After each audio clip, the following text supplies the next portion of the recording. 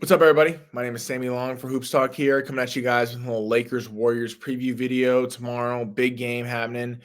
I'm gonna get into three things today. First thing I'm gonna talk about is the strengths and weaknesses of the Golden State Warriors.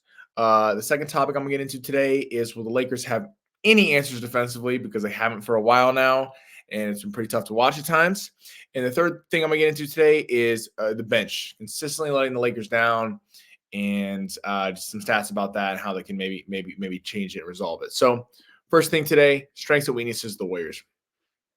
We know what this team wants to do. I mean, this team likes to get out in space, hit open shots, get their playmakers open looks. They share the ball. They come in right around just under 29 assists per game, which is good for fifth overall in the NBA. They're a little over 118 points per game, which is eighth overall.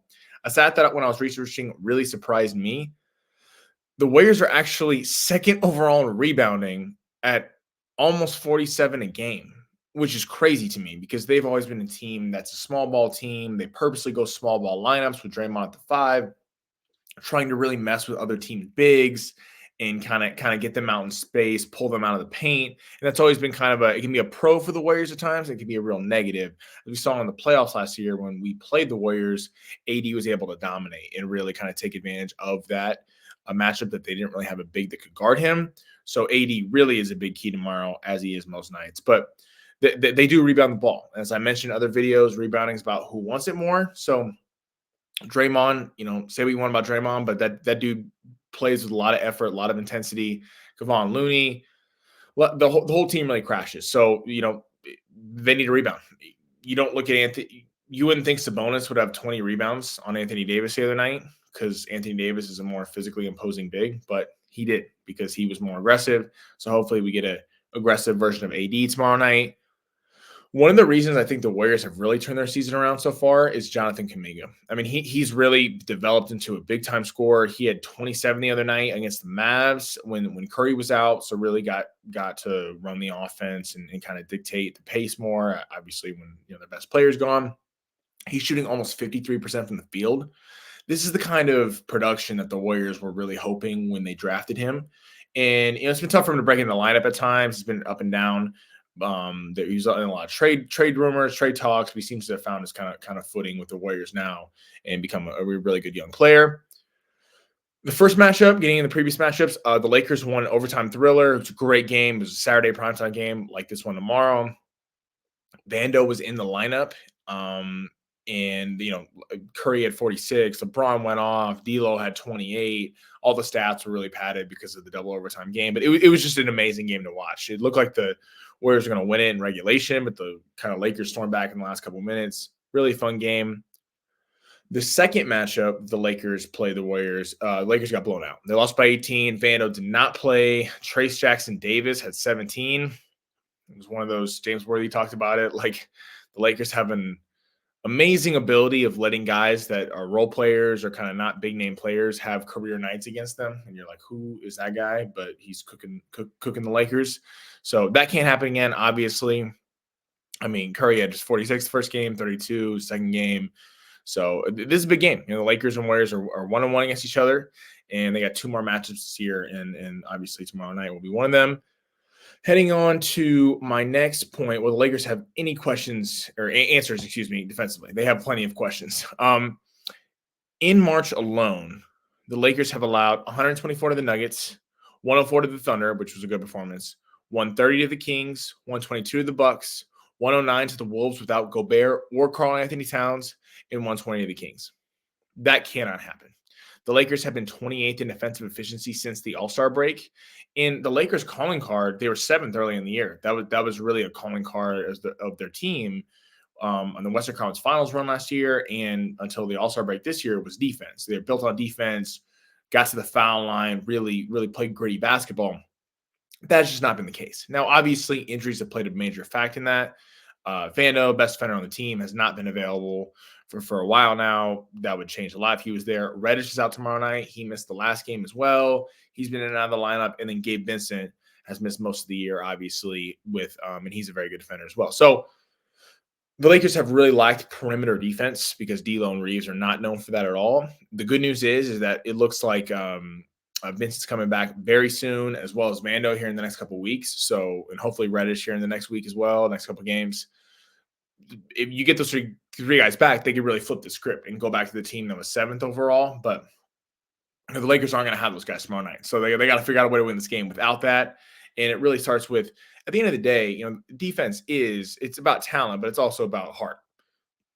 These guys really got to want it more. I mean, diving on the ground for loose balls, staying in front of guys. Listen, I know Curry's going to get his. Okay, they're gonna get their big numbers and stats, but they got to try defensively. And I don't know what the answer is. The other night they tried to run 2 at De'Aaron Fox a lot. And to be fair, it limited De'Aaron Fox somewhat. I mean, he still had a good game, but he didn't have his 44 what he had a couple weeks ago.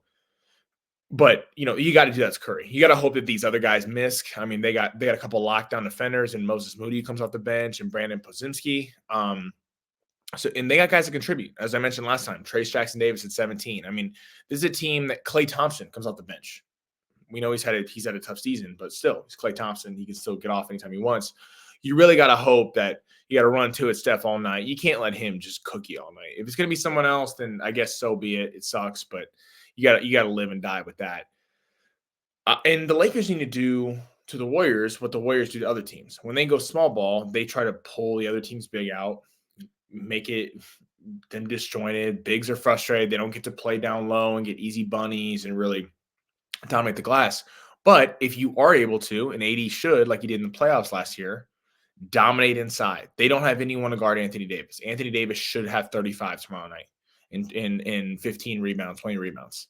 I mean, if he's dominating, it brings the Warriors in. They force Looney on the floor, who's more limited offensively, and it changes the Warriors' game plan. It's really going to win. The game will come down to, is Anthony Davis winning inside and making the Warriors rethink their game plan and have to put bigs in, or are the Warriors raining threes from the outside and pulling Anthony Davis out and getting ISO ball and D'Lo and Reeves, because that's not going to work out for the Lakers very well. Last thing I'm going to get into tonight, the bench. The Lakers bench, it has been frustrating to watch at times this year. They don't really get anything from their bench. The reason this video is getting posted late, I was going back and trying to find the last time the Lakers bench outscored the other team's bench. It took me a while. It took me a good 15 minutes of adding. Thought I was done with that in high school, but we're back at it tonight. The last time the Lakers outscored another team's bench was February 8th against the Nuggets. February 8th. That's 5 weeks ago. And they lost that game too. I mean, what do you say to that? Taurean Prince, Spencer Dinwiddie's on the team now. Max Christie, where are you guys? The Lakers need you. Obviously, as I mentioned earlier, Vincent and Vando and Reddish, that pushes guys down. Vando be playing. Maybe Rui goes to the bench. Maybe Reeves comes off the bench. So you have more scoring. Gabe Vincent. But, I mean, these are the guys that we're going to have tomorrow night. They have to be contributors, because the Warriors bench contributes. They get it. They've been inconsistent times all year, but they actually get it from a lot of players. It puts so much pressure on the starting 5 when you're asking them to be perfect every night in and night out. It's kind of amazing the Lakers have the record they have when their bench offers absolutely nothing to the game so far. Obviously, Dinwiddie had the great block against the Bucks, but outside of defensively, I mean, they've been questionable times there too. So Lakers have to.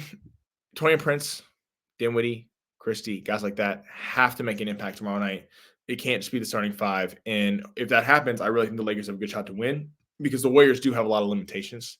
And another stat I want to get in there, the defensive efficiency and lack of scoring from the bench is particularly frustrating when the Lakers are number 2 in shot quality on the year.